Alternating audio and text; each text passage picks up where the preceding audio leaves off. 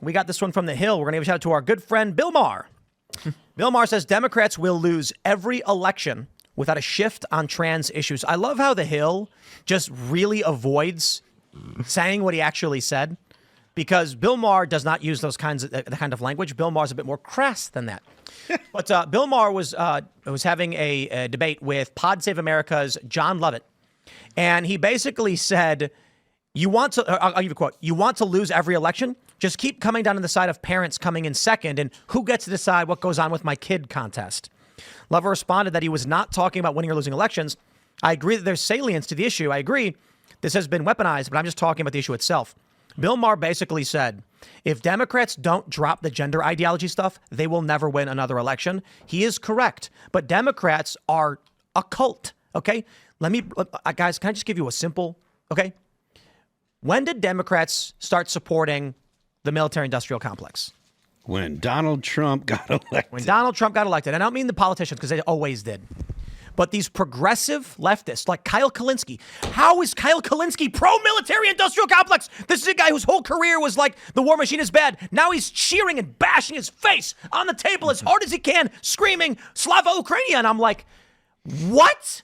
It's a cult. These people, their brains are jello. It's okay? just anti-Trump. And they also see the military-industrial complex and the government in general as their parent. You know. Well, what I'm saying is, I get that. There's only one explanation for how someone like Kyle Kulinski, who spends his whole career ragging on the war machine, now all of a sudden in support of it, along with Hassan Piker. They love Daddy War Machine now because it doesn't matter what the issue is. It matters that they're adhering to the social orthodoxy. That's what I call wokeness. They're just marching in lockstep with whatever the social orthodoxy is, and Kyle Kulinski is now pro-war. Yeah. It's psychotic. I digress. This is why Democrats will not give up the gender issue. Despite the fact that it is deeply unpopular, every single poll shows it to be unpopular. They won't walk away. For them to give it up, they'd have to accept that they've been abusing kids gleefully. Yeah, I mean there's a lot of people that have made really bad decisions that are never gonna actually say, "Oh, this is wrong," because to do that would require them doing some some soul searching and be like, "Wow, I really was endorsing the mutilation of children." Right. I imagine when there were people, when people realized that a lobotomy was actually a terrible procedure to do. I imagine there were a lot of people that until their dying day were like, "No, it was right. All the lobotomies we did, they needed it." Maybe Hassan should try it. I had a conversation with a friend of mine who's like, what people need to understand is the average person who's like left or right is actually not really either. They don't really pay attention.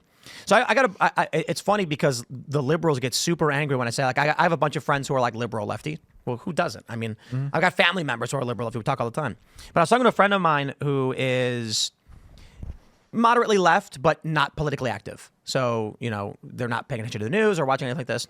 And they were telling me how they were upset that Trump was suspending these things, and they think it's bad if the kids got to get medical care. And then I just was like, why are we affirming a mental disorder? The response I got was, it's not a mental disorder. And I was like, no, it's in the DSM-5. It's a mental disorder. Like, I didn't make that up. Like, the diagnostic for standards in medicine, whatever it is says it's a mental disorder. But why do we affirm this one and not any of the other ones?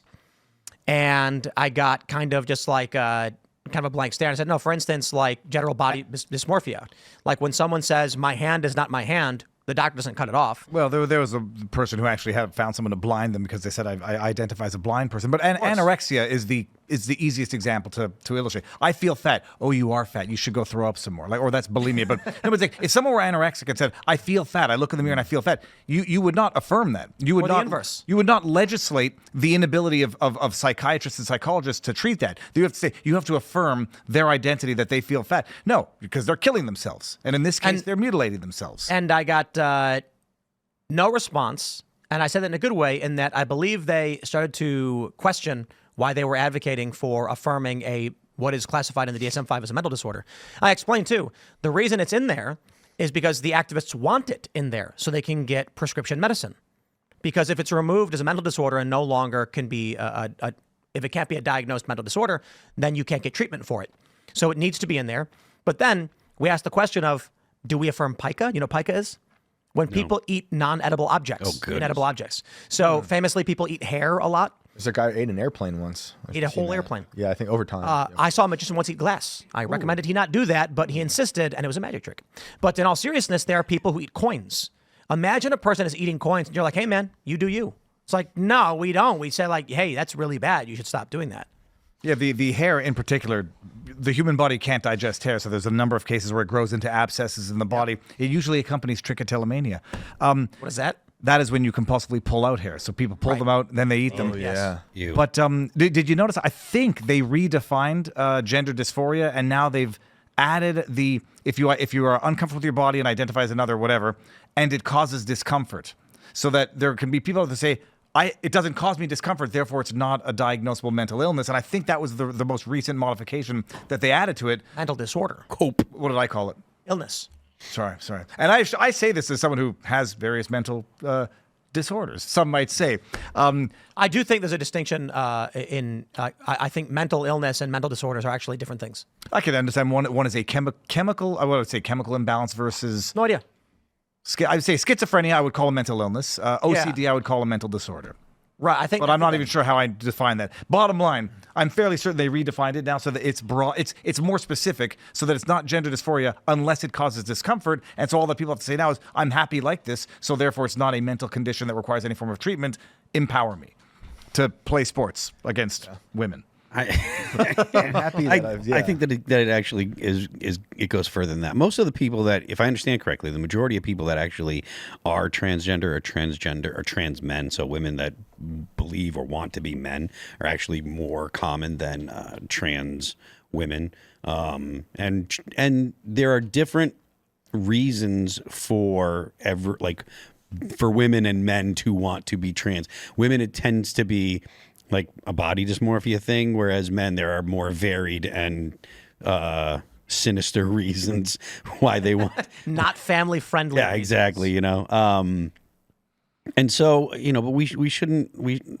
As a society, we can allow for people to do this. We can make sure, like, we can make room for them, but we definitely shouldn't be supporting it. We shouldn't be changing laws for trans people or making special laws for trans people. We shouldn't, and we definitely should be prosecuting doctors that would do any kind of operations on children. And also shouldn't be funding all of it overseas. 100%. No, absolutely Well, not. I mean, one of the crazy things is that Trump has that executive order basically saying we're going to cut funding from you if you're promoting this at your university or schools or whatever. They're still doing it.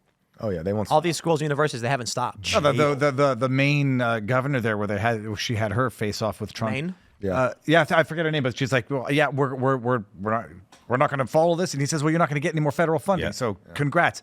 It's not a question of tolerating. Like, everybody can do what they want as adults. Where it becomes an issue is your freedoms end where my nose begins, and so do what you want.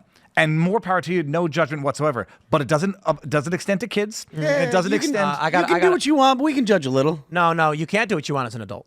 That's not true. You can do what you want to the extent that it doesn't impact somebody else. So a man who believes that he wants to dress up as a woman is fine, but cannot compete. And a parent who thinks their kid, who's 14 years old, should go get a double mastectomy is a big no. Incorrect. Go on, sir. Adults aren't allowed to do lots of things. There are a lot of things that you're not allowed to do to yourself that don't impact others. We have laws. I'm thinking you're going to go to drugs. Drugs is the easy one. Well, no, but drugs I disagree with, because I think by partaking in the drug trade, you're necessarily doing things to others by supporting the cartels. What if you're growing some plants in your backyard of your own business? That would be okay, fine. But then that would be the. Well, first of all, I do happen to agree with that. You want to smoke weed, except if you're going to smoke and drive. But set aside drugs. What other one? In terms of general body dysmorphia, you cannot perform surgeries on yourself. You'll get 5150'd. Yes, but you can find someone who will cut your tongue down the middle or set implants in your skull. Not and make remove you a hand. There was the woman. I got to find. I don't know who did it. I know, to the woman who blinded the woman. And there are people who suffer from body dysmorphia where they will stage accidents. So there have been stories where people have gone to doctors and said, I need my arm removed. It's not, it's alien to my body. I'm telling you, it's not my arm. And they say, absolutely not.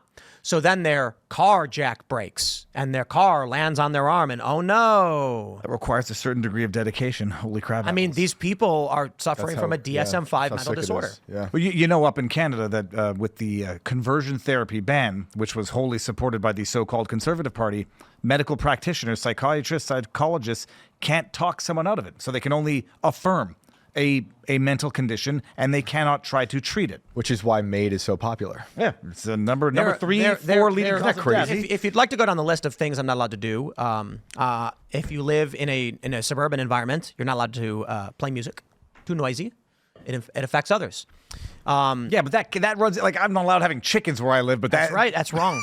Yeah, except the noise would irritate the neighbors. Roosters, not chickens. Why do they ban chickens?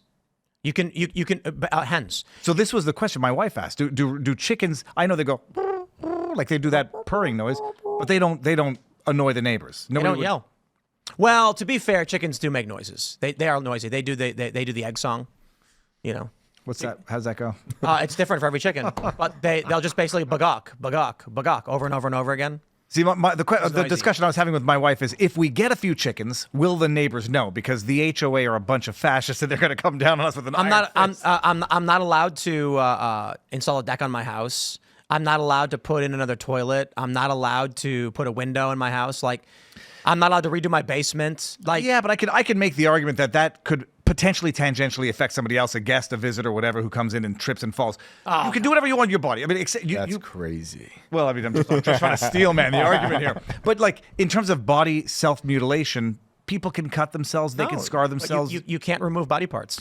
Yeah, because I believe. Well, I wonder if you could do it to yourself, but not find a doctor. If someone shows up at the hospital who's removed their hand somehow, is that immediate? You're taken away. You should definitely be looked at. You're probably going to get 5150'd. Yeah. They're going to say you are clearly a risk to yourself and others. Yeah. And they're going to involuntarily commit you. Yeah. I had a roommate who wanted to do that. Jeez. Crazy person. Yeah. He used to hide the knives. It's amazing. Cutting off the hand is crazy, but cutting off the boobies or the schmeckle, and then all of a sudden it's gender identity. Yeah, that's fine. We'll actually fund it with your tax dollars. To be fair, there are a lot of other things that are illegal. They're still in the books, though most states don't enforce against these things. Okay, I'll give you a family-friendly example.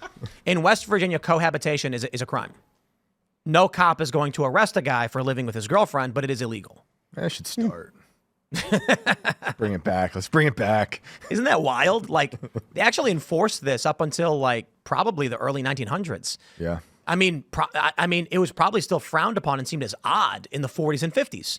For sure. If in West Virginia you are dating a woman and you go and live in her house or she in yours, that is a crime in the state. That's how you make America great again. It's a crime. Well, okay, I mean, as far as the story goes, and you say the cult thing, in terms of why they can't abandon this, I'm not sure about that. I think there's a lot of, especially Kyle Kalinske, I don't think it's cultish. I actually think it's genuine opportunism. And this is where slowly you paint yourself in a corner and then you have no choice but to double down, triple down, not because of sincere belief. His wife is Crystal Ball, right? Yeah. Okay, there's nobody on earth who can be sincerely that stupid or that, I will say stupid. Like putting out views where I think it's rage baiting, clickbaiting. I think she's backed herself into so far of a corner that there's you can't get a normal job after that. So you just have to make as much as you can in the time. I think that's where they're at. Like CNN. Like CNN. When it comes to the parents who will never be able to admit that they irreparably harmed their children, probably as a result of their own mental conditions and not that of their child, because this is like transgender syndrome by proxy. They will never admit it. They can't. Same thing with the parents who may have given their kids the jab and bad things happened. But I think they're going to be relegated to such a vocal minority that at some point, on the one hand, everyone's going to break ties with them. But then the problem is everyone's going to break ties with them, and then they're going to go from being a vocal minority to potentially something worse, which we've already started seeing a lick of out in Portland and in various places in America. They're going to start getting more active in terms of asserting themselves. Yep. Thanks for checking out this clip from Timcast IRL. Make sure to watch the show live Monday through Friday at 8 p.m. Subscribe to this channel, and we will see you all there.